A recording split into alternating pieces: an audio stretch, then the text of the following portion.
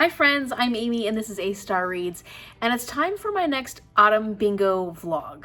My little mini vlogs that I am trying to do to help me complete.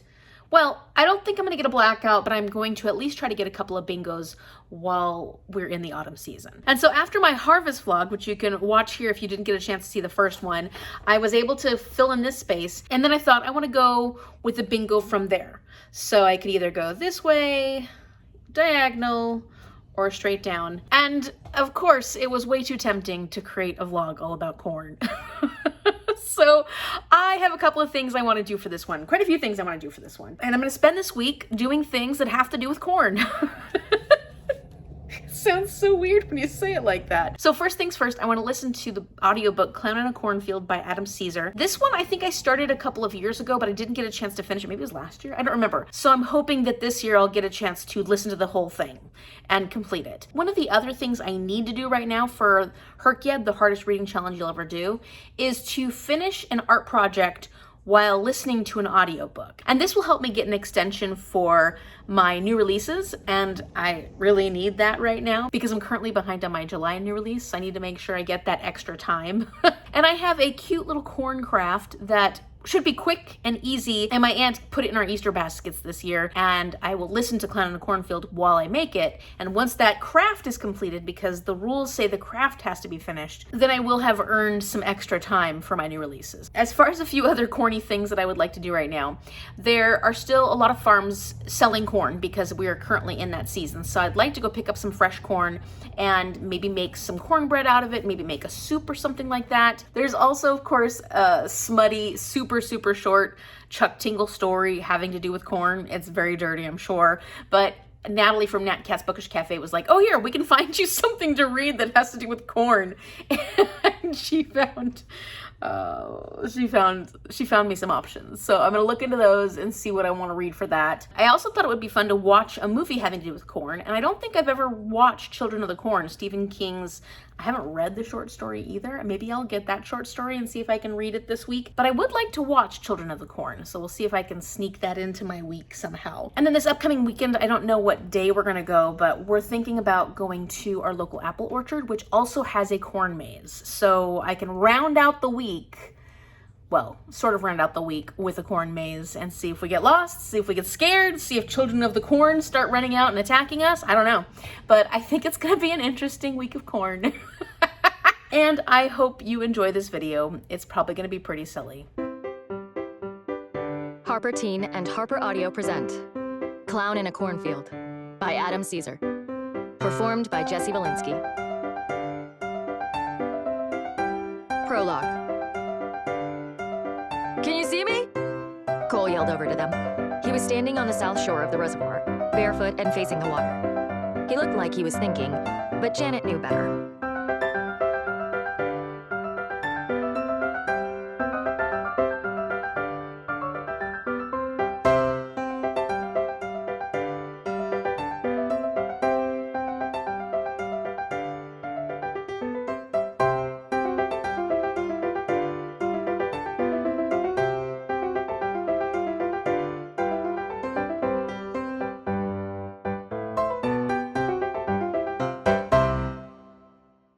Okay, well that didn't take long at all. And I was thinking I probably wouldn't wear it on my shirt or something, but I probably would wear this like on my backpack or something. It's just a little pin. I could also just like set it out as an ornament. I don't necessarily have to put it on something, but I thought it would be cute maybe to put it on my backpack. The good news about this is it didn't take very long for me to fulfill the secret prompt for Herkyed for the month of September. It took me all of, what, maybe 10 minutes at the most? I don't even think it was that long. So I got to start the audiobook Clown in a Cornfield while I was making this, and the prompt says finish a craft while listening to an audiobook, and I have finished it. So I needed this. I really needed this. And we're not at the end of the month. It has to be done by the 30th. Today's the 29th. So I had to get something done. And the other craft I'm currently working on is like extremely time consuming, and I'm not planning on rushing through it. So I had to find something else that would work that I could use for this secret prompt for Herkyed.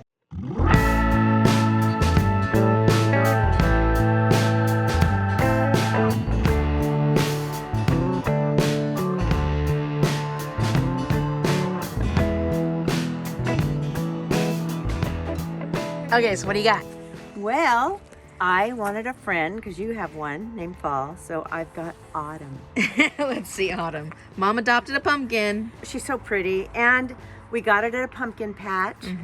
Yep, we got sweet corn. They're supposed to be $1 an ear, but I ended up getting 7 ears. She liked us. Yeah, she gave us extras. So yay, they look really good. So we're getting toward the end of the season, so some of them were a little dry, but she had us actually look through them and see if we had good ones. So I think we picked up. Open though. Well, we got some for free, so I think you just grabbed them. I opened most of. I think I looked at all of them. So I'm gonna use at least 2 of the corns for some cornbread that I want to make either tomorrow or sometime this weekend, and then we're gonna eat the rest of the corn tonight while we're watching Children of the Corn. So I think that's pretty appropriate.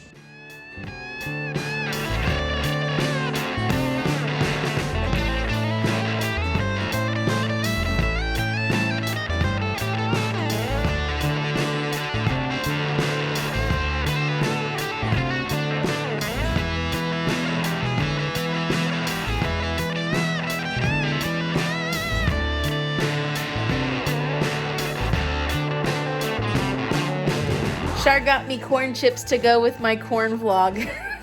She's so sweet.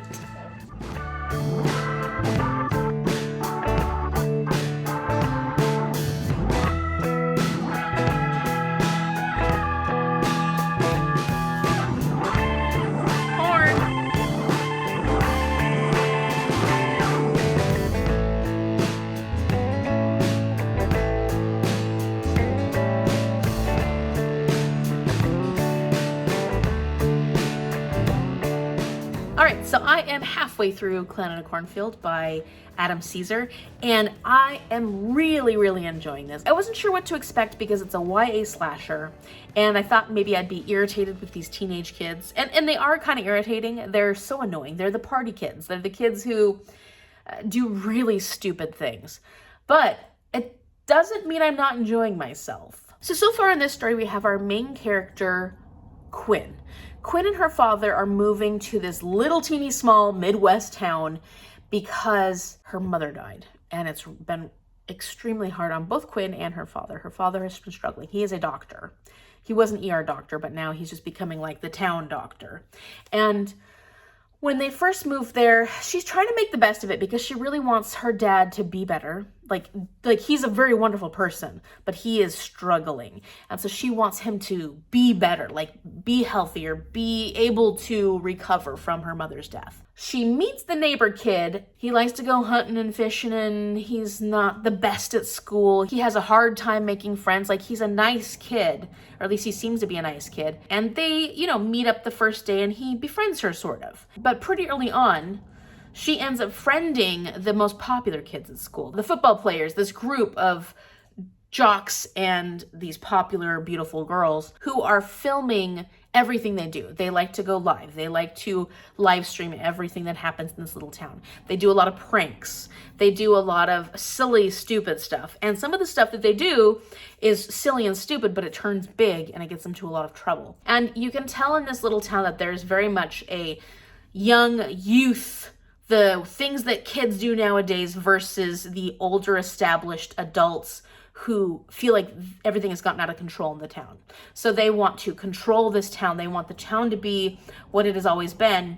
And you've got this younger group of people who's like, no, we need to change. Like, we're going to do whatever the heck we want. We want to drink and party and have fun, and we're going to film it all. It's really hard for this older generation that is struggling with what the younger generation wants to do. Another thing that's important to know about this town is that it's a corn town, it's corn area, and they used to have a big corn syrup company. And I can't remember the name of the corn syrup company, but it was basically the main income, the main economy of this town, as well as where a lot of people got their jobs. And even though this corn syrup company has gone out of business, there is the clown mascot for the corn syrup company called Friendo, and everybody basically sees Friendo as like the mascot for the whole town, not just the corn syrup company. He's like the king of the Founders Day event. These kids end up doing a lot of pranks, and they do it with Friendo. They dress up as Friendo. And so Friendo is this very common figure you see around town. Different people dress up as Friendo.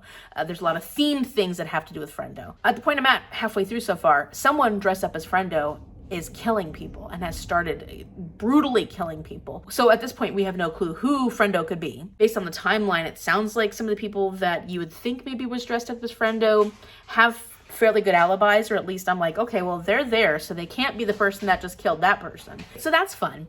But I feel like the pacing of this is fantastic. It's really good. Like, the pacing is really, really good. And for a YA, I think it's just doing a great job of developing characters, giving them an interesting backstory. It's building up the slasher aspect. It's building up the scary stuff while also having a creative story behind it. And I'm really enjoying it. It's a fun read for this time of the year, especially because I live in an area where we have a lot of cornfields. They're mostly getting, harvested at the moment. It is pretty fun to think about this Friendo clown that's starting to attack people. And I can't wait for other people in the town to start realizing that the murders are happening. That sounds terrible of me, but I am very curious to see how it progresses and what they understand, what they learn about this. And then, of course, trying to figure out who feels like they need to do this, Like, why is this happening? I see where there's a lot of tension building between the two groups of people within the town, but I don't see why it would turn to murder. All right, here's our corn maze. I don't know how much of a maze it's actually going to be because it looks like a straight path down to the middle.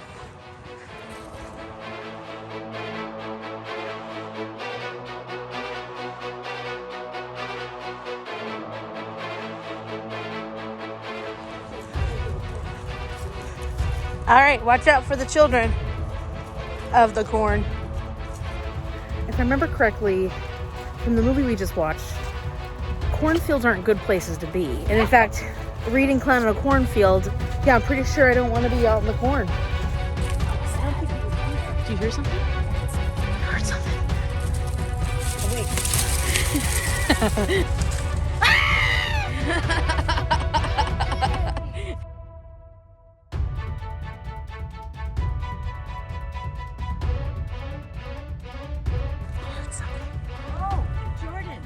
Oh, it's a bird. Oh.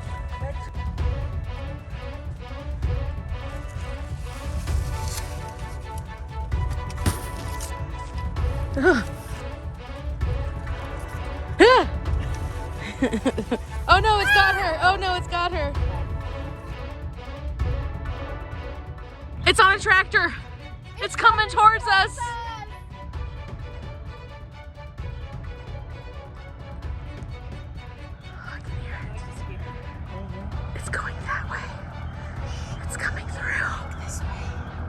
That's the wrong way, cousin. Help! I'm being led away! By what? Away! Oh, I can still see you.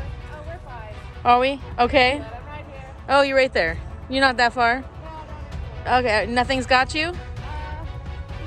Oh, okay. You're just fine. Yeah, I'm fine. Oh, okay. Dead end. Dead end. Uh-oh, there's other people. Alright, move that way. Sounds like you got a really bad sense of direction, cuz. What can I say? I just keep circling around. Can't find the way I out. know. It's so hard to see over all this corn. Yeah, that's true. I'm pretty short. Oh, let me just take this. But this is Walkway. this is ridiculous. This is a little ridiculous. Jordan, are you lost yet? Yeah, I can't find my way. Oh no, we're coming to a fork in the road. Which way do I go? Split up? This way? Or... Oh! Oh, Auntie's like There's- this, like this. Big jack-o'-lantern. There we go. I'm not going that way. Seems we really have lost Jordan. She went off on a side path and I haven't seen her since. And I keep calling for her. And I haven't found her. Jordan!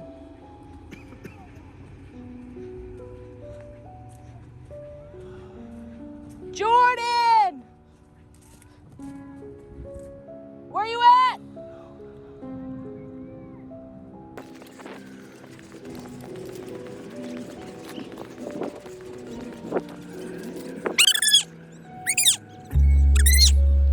There she is! I was really scared there for a minute. Oh, I thought we lost you for good.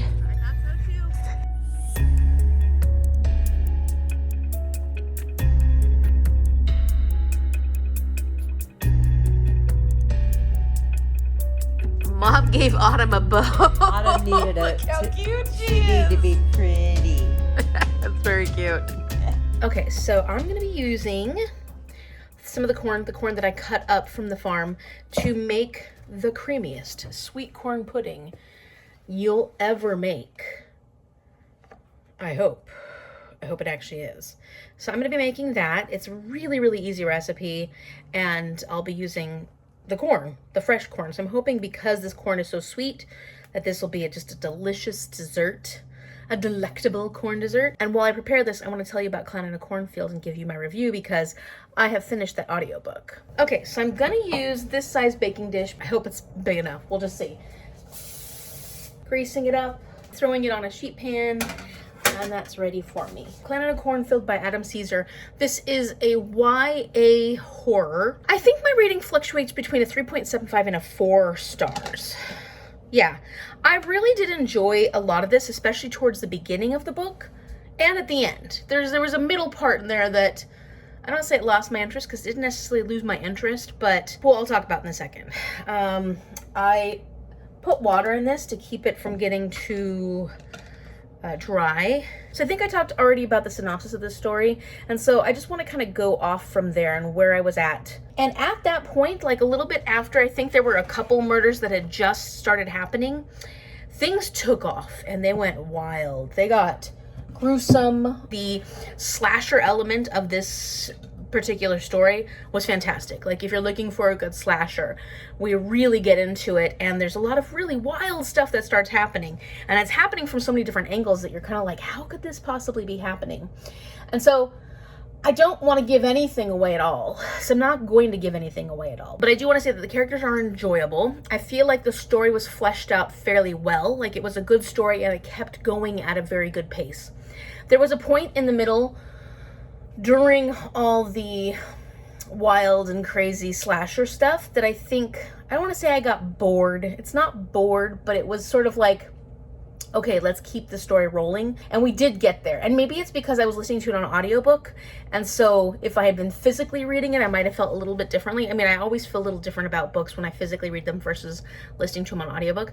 But the audiobook was really good. Like I really liked the audiobook, so I highly recommend that. So one of my bigger complaints is, and this is funny because I love horror that centers social commentary, and I felt the social commentary was super, super heavy in this book, which isn't a bad thing, but it was kind of clunky as well. So the atmosphere of this little town has a very strong resemblance to what's going on in our country right now politically, and that is a huge factor in this story. It's a huge, huge factor in this story. And I think that's appropriate when you're talking about a horror story and you're using the horrors of what we see as things that are affecting us right now and how we feel about it. Obviously, if it's political, people are going to have very different opinions on that, but there's no way you can have horror stories with social commentary and pull the politics out of that. That's impossible. And in fact, that's what the social commentary is all about, is expressing your feelings and your thoughts through the horror and through other books, not just horror, but I feel like it's often done really effectively through horror.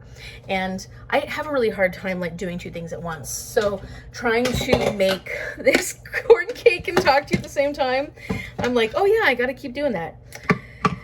And not that I didn't think it was appropriate in this one. I thought it was very appropriate. I just thought it was a little too on the nose, a little too clunky. That is fine for a young adult audience. My issue with it, for me, for my enjoyment's sake, was that it was so on the nose that it felt unbelievable. And we're living through it. We're living through a situation that is very real. And so when it feels unbelievable in the story, it's like, but we're actually pulling from real life in this situation. Maybe not in the happenings of the story, but the social commentary part of it, the political part of it. Then I feel like it wasn't necessarily executed as well as it could be. I put 2 cups of the corn, and it also calls for 2 cups of whole milk so that you blend those together and you get like this milky corn sludge thing. And that could be because it's YA. YA tends to be a lot more on the nose than adult horror, and maybe I'm just not, like the aspects of I loved about it as being a YA horror were really good and really interesting, and the action was so fun and exciting in a lot of ways, and it didn't waste any time. Whereas a lot of times adult horror stories spend a lot of time building things and building up the suspense, which isn't bad, but you're kind of waiting for the horror to happen. I've noticed a lot in YA horror stories, it happens quickly. You get that action right away. Things just start happening, and boy, do they happen. So I would say that that aspect of it, which was a really big part of this particular story, was maybe what made it not that 5-star read, but a 4-star read for me. The bad guy, the friendo bad guy in this was a little surprising. It's kind of a bit of a situation where you expect something a little smaller than what it ends up being, and that was fascinating. I also really liked a little bit of a twist. It was a little bit of a twist at the very end that I thought was cute, and I thought was very appropriate for a YA horror story. So ultimately, I really enjoyed this, and I liked the audiobook a lot. I do recommend it if you like YA horror. Just know that politics come into this quite heavily, and that's not a bad thing for me, but it was done a little clunkily, and so I feel like it made it feel a little less believable. And that's probably fine for a YA horror. It just didn't work for me as well as I wanted it to.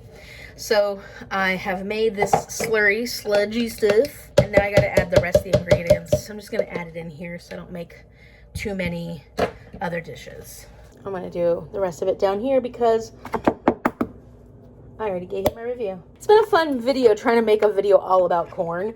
There was more I would have liked to have done, and maybe some stories I would have liked to have read, some more short stories, but that didn't end up happening, obviously. We were a little bummed by the corn maze because it wasn't as mazy as we wanted it to be. It was more like there was a long entrance to get in, and there were a few like side paths, but we weren't going to get lost in it.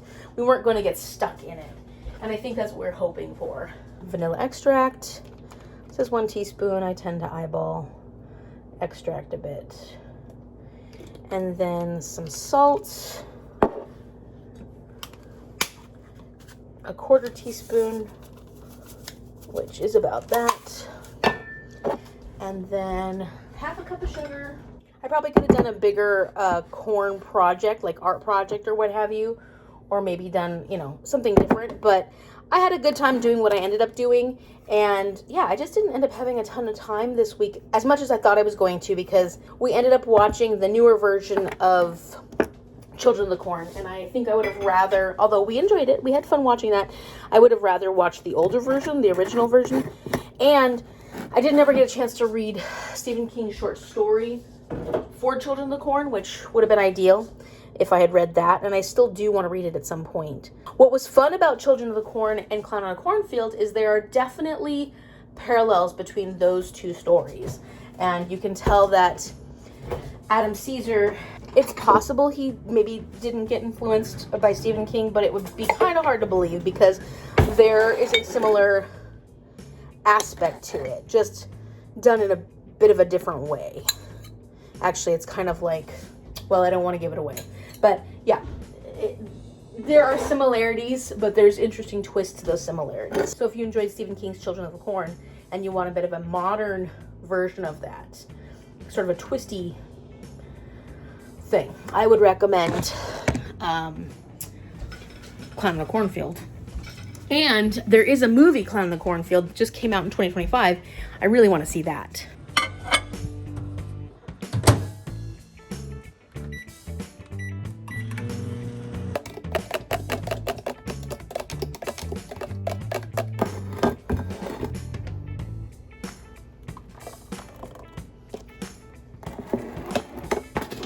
And then this is going to go in the oven for 45 minutes. It's a long time. See how it cooks up, because it is pretty liquidy. There's my corn pudding.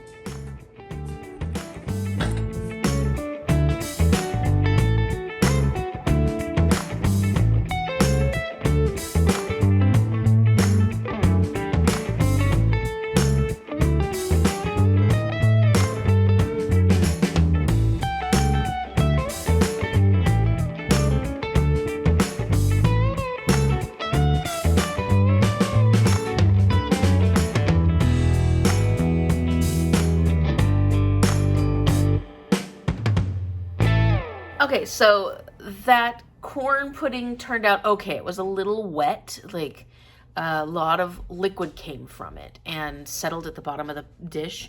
And so I'm not sure with that recipe how I would go about fixing that. But that was one thing that was like, it tasted really good and it tasted very corn, like the corn was very forward. But yeah, the liquid bit didn't make it as custardy as I would have liked it. And it didn't hold its form very well. So back to the drawing board with that recipe. But I did complete all my corn stuff and I've got my little corn square colored out and I'm ready to move on to coffee, which is the next one in line. So expect that video soon because I already filmed it. In this video, I made this little corn art. What else did I do? I went and got corn, fresh corn, made corn pudding, went into a corn maze, and read Clown in a Cornfield. Well, and then also watched Children of the Corn. So I think that I got plenty of corn experiences, and I hope that you at least got to taste a good ear of corn this fall season. Let me know in the comment section down below another corn activity you think that I could have participated in for this corn video. I had a good time. There were some corn short stories that I wanted to read that I didn't. So like I didn't do everything I had planned, but you know, I did quite a bit. I spent a lot of time thinking about corn in the last couple of weeks. So if you like this video, give it a big thumbs up and subscribe so you can see what happens in the next part of my autumn bingo journey. I'm moving forward and hopefully sooner rather than later, I will get a diagonal bingo for this fall. Thank you so much for watching and I will see you later. Bye.